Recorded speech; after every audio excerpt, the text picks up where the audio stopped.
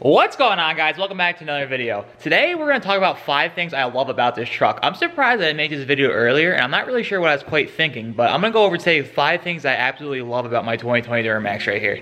And the things we'll be going over today will be the factory options, because of course, I love my specialties, and I love my tune and delete, but we won't count those. We'll just count the factory options, what I love the most. So we'll start, guys, with the thing I love the most about this truck, and that's got to be by far is the rear view mirror right here. It's actually a full camera, and you can control if you want it as a camera or if you just want it as a normal mirror.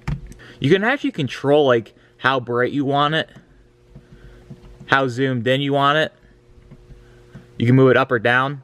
And say you don't want that functionality of it, you can just make it an actual rear view mirror. That's what I love the absolute most about this truck. So my next favorite thing about this truck, guys, has got to be the heads-up display. If you guys can see it out there, let me zoom in a little bit for you guys. You can actually see like how fast you're going up on your windshield here, which I think is like the coolest thing ever. You can control like how high you want it on the window. And right now, you can control like all the options that are up there. So right now it says I'm in like 2-wheel drive and like degree of slope that I'm on. That white box underneath would light up when I'm out on the road what the speed limit is on the road. That's actually driver assistance, so you can see like where other cars are at on the road. Your direction of travel, which is east. So that's like my favorite thing too about this truck. I love that a lot as well. So going down the list here, guys, another thing that I love about this truck is right here, this button on your turn signal stock. You can actually push this as you're driving, and it will control your high beams for you automatically. So say you're just driving up the road normally, and it's on a dark road, it would automatically put the high beams on for you. And it actually works really well. Like say it sees another car, it will turn them off, and right when you pass the car, it'll come back on. And it actually works surprisingly well. Like I never once had it like that I went by a car and it didn't turn off. They work super well, and I just love that you can just like drive and not have to worry about anything. Alright guys, the next thing that I love about this truck is the cameras. Now these are really high def cameras, and they basically have every option possible. You can like control if you want the lines on or off. You can see like the 360 view right here. That's a truck shining up. That's the top of the bed shining down behind me on the floor, which is actually really cool. That's the front of the truck from the aerial view shining down. That's the front of the truck looking back. That's the side of the truck, like where my front wheel is. That's another side view. Now you have both sides, left-hand side of the truck, right-hand side. That's just a closer-up view right there. Now that's the bed view. I just got blinded how my mirror's folded in. So when you click that, the pods come on automatically. So that's the bed view. Turn that off so I don't go blind in here. And that's the trailer hitch. So that's what I like too about this truck are all these cameras. They're really high def cameras, and they actually make driving a lot easier, especially when you're on 14 wides like me. You can pull into spots a lot easier and see exactly where you're going. So moving down the list, guys, the next thing has got to be this push button start. I've never owned a vehicle with a push button start, and it's so nice just to have the fob here in your pocket. You don't got to pull it out every time. You literally just walk up to the truck, hit the button on the door, and the truck opens and unlocks. That's just a really nice feature, but GMC has really been lagging with that stuff, but it's 2020 now and they finally got it in here. And the final option that I really love about this truck is the main screen page right here, right up on your dashboard. So right here is your actual speed, and right there would be the road speed. If you're out on the road, it'll tell you what the speed limit is. You have 2 trips, fuel range, oil life, tire pressure, brake pad life. I love this feature on here because I'm always wondering, like on my other vehicles, what's the brake pad actually at? What's the life left? This actually tells you. And the turbo brake on this truck works really well because I have almost 4,000 miles on it now, and my brake pad life is still at 99%, so that's really nice. Fuel economy. You actually set a timer on here. You could start it, and like, say you want to time something, how long it takes to get somewhere. You can stop it, reset it.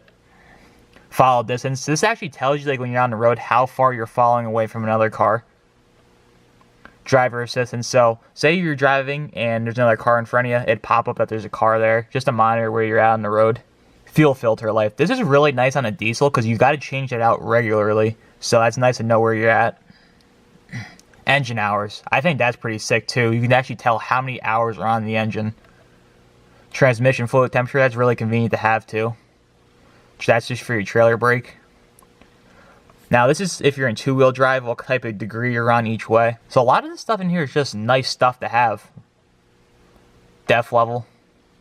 You can just have a blank page if you don't want anything. So that's another option I just totally love about this truck. Alright, sorry to change the video like that, guys, but I'm just going to end the video here with a quick Q&A. If you guys want to hang around, that's cool. If not, we'll see you in the next one. So, the other day, I posted a photo up here on Instagram, and I just put, leave your comments down below. So, we'll scroll to the top here and we'll get started. We only got about 12 questions or so. So, if you guys want to participate in the next one, be sure to follow me on Instagram at Denny Diesel. So, we'll scroll to the top here. Where are the headlights at? Okay. I've been getting this question a lot, and I'll just answer it right here. Right now, I'll just clear up the waters. I dropped the headlights off at, I think it was the beginning of November. So I gave them about 3 weeks with them. I just said, hey, I just need them back by Thanksgiving. And what happened was, I wanted something done with these headlights that haven't been done yet. And they don't sell like drop-in replacement boards yet. So basically, he's got to make up his own boards for them. And with the holidays, he actually ended up getting in a defective batch of parts. And with the holidays, they totally dropped the ball, the manufacturer did, on getting a new set of strips sent out. And I didn't really think about messaging them, like getting on them, like where are they at. So it kind of got put on the back burner. By the time I did, Christmas rolled around and they just dropped the ball for, I guess, a month, on 2 months actually, on getting the part shipped back out. So yeah, we're just basically still waiting on getting them finished up here. But the second they're done, go get them picked up and we'll install them for you guys. Atlantic City truck meet. Yes, I did see that online, and I think it's in the springtime, but I'll definitely try making it out there. It's not that far away from me if I have nothing going on, but like in the spring I'm real busy with my business. What kind of power are you making with the tunes? And I'm on the fence between H.O. Cummins 2020 and the Duramax. The deciding factor is going to be in the tuning. Okay. I really like Ram. There's nothing wrong with Rams. I actually looked at buying a Ram before I brought my Duramax. I looked at a Ford too. I looked at everything. I just always loved Dodge. But with the new GMCs, I just really love the new styling and stuff like that. The independent front suspension is really nice too. It just rides a lot better in my opinion. But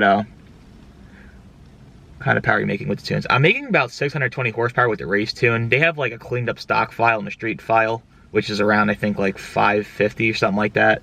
For like the intermediate one.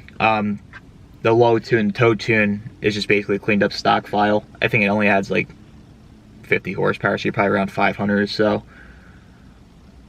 The thing is with the Duramaxes, the L5Ps, they are a lot more expensive to tune. Next week I'm making a video about how much it costs to tune and delete a 2020 Duramax. They're not cheap compared to Ford's. Like the expensive part is on the 2020s or L5Ps, you got to swap out the ECM, and that's $2,000 right there. An HV tuner just like basically robs you because they're gonna charge you $50 a credit, and I think you need like 10 of those at $50 a piece, so that's another $500. So you're looking about $2,500 just for the ECM, and that's not even tunes. You need your MPVI2 port, that's another $300. So I think it cost me around $6,000 to do mine myself. And I know with Dodge you can just plug in an OBD2 port, buy some tunes and tune it up, and delete kit I think is like $50 or something like that. But Duramax, you gotta do the downpipe, you gotta pull the turbo. Like if you don't know how to do that stuff yourself, it's a lot more work. So that's all things you gotta take into consideration. The interior in the Rams is a lot nicer, but like the thing is with the touchscreen, it's the whole thing, but like when you put it in reverse and stuff like that, you get like the same size screen. So it's all like basically your personal preference, like what you like. I test drove them all, so I just like the GMC. What's next? I'm doing rock lights next. I actually had a company reach out to me about sending me some rock lights, so they sent them out. They're on their way. So second we get those, we'll install them. I want to get wheel rings at some point too. I'm still undecided about the door handle lights, so we'll see. How far have you driven it with the current setup? I basically had my wheels and tires on there the first week I had the truck, so back in August. So August, September, October, November. About 4 months with the wheels and tires. I think I had like, I drove it home from Illinois, so I think I've had 1,000 miles on the truck when I put the wheels and tires on there. I have about, I think 5,000 now, so I put about 4,000 on there with the specialties. No issues or anything like that. The tune and delete, I had, I think 4,000, so I put about 1,000 miles on the truck with the tune and delete, so no issues there either. I was like a little concerned at first because I did all the work myself, but everything worked out. Like, as long as you take your time with it and you semi know what you're doing and you just get everything torqued back down to where it should be, you'll be good to go. Like, that was my main concern, that I was gonna break something or a bolt was gonna break. And when you're deleting it, all the bolts are so like low in there, if you break a bolt, you're kind of screwed. And so everything ended up working out. And that's a good thing too. The truck was brand new, so when it's brand new, you don't have a rust or anything like that. The bolts come off really easy, so I kind of lucked out there. Okay, the last question, and it's a good one, end it off with. Are you gonna do a bigger turbo, injectors and stuff like that down the road? Yes. We'll see down the road. I just want to see like what a built trans is going to cost at first, because I got a couple quotes and people wanted 10,000, but parts aren't out yet, no one's doing them yet, so that's like a ballpark estimate. I just think that's a lot of money personally to dump into a trans. But maybe we'll pick up an S369 kit at some point, maybe down the road, because I want to maybe get a twin turbo kit down the road when those come out. I'm just still on the fence debating, like looking around, seeing what's out there. So if a twin turbo kit comes out, maybe I'll get that, or I'll pick up someone S369 that they want to go twin turbo and they're looking to get rid of the kit.